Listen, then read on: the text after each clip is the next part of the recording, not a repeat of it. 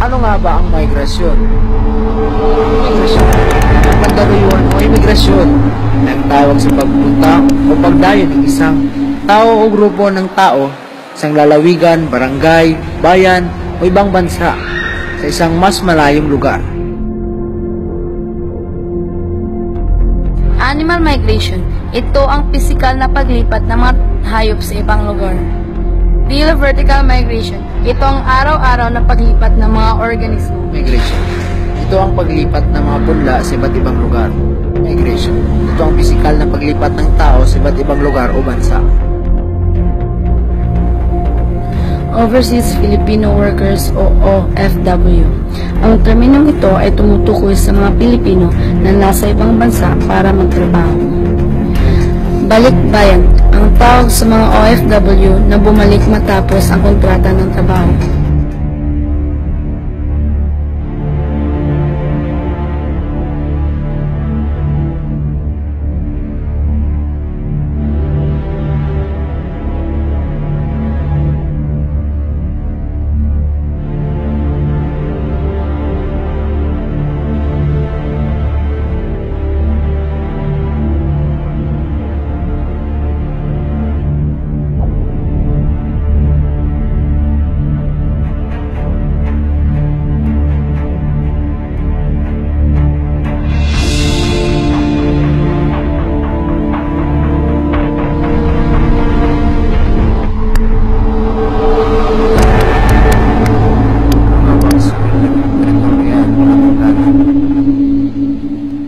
Ay ang hindi pagkakasunduan sa paghawak sa isang teritoryo sa pagitan ng dalawa o higit pang bansa.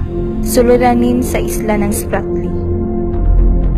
Ito ang suliraning teritorial kung saan pinag-aagawan ng mga sumusunod na bansa. Philippines, Malaysia, People's Republic of China, Republic of China, Vietnam,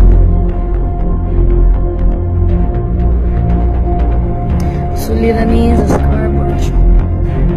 kaya ang sanhi ng suliraning teritorial at hangganan. pambansang interes, likas na yaman, langis at natural gas. Mga tunid ng ladang isla na makukuha taon-taon. Panghuli, hindi klaro ng mga hangganan.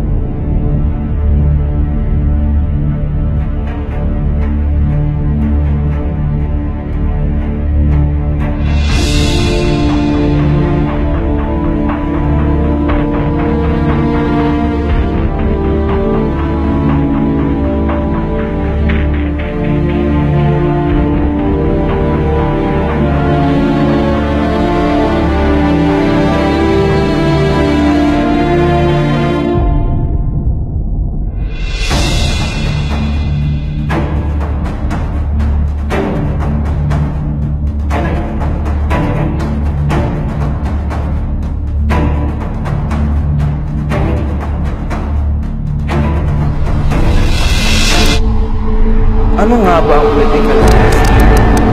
Ito ang pagkakasunod-sunod ng mga pinuno na nagpapabilang sa parehong pamilya katulad ng dinastiyang Ming. Mga negatibong epekto ng politikal na dinastiya.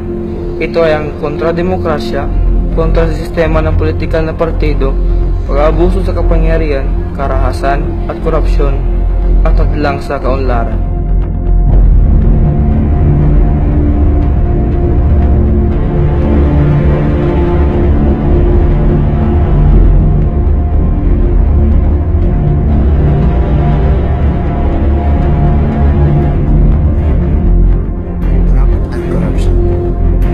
Isa sa mga problemang kinakaharap ng ating bansa simula pa noon magpahanggang ngayon na kung saan ito ay ang pangungurakot ng mga administrado at mga taong nasa kamahalaan sa pera ng taong bayan. Higit sa lahat, Ito ay isang paraan ng pagkakaroon ng mas maraming pera o kayamanan sa pamamagitan ng pagkikipagkasundo ng palihim sa isang tao na gumawa ng illegal at nangyayari sa pamamagitan ng pagkikipag-opera sa mga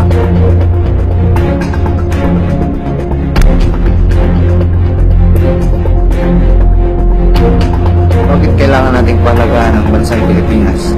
Una sa lahat, kailangan natin itong palagaan upang protektahan ang sarili nating bayan. Ikalawa, kailangan din nating bantayan ang sariling pera ng ating bayan upang makaiwas sa korupsyon.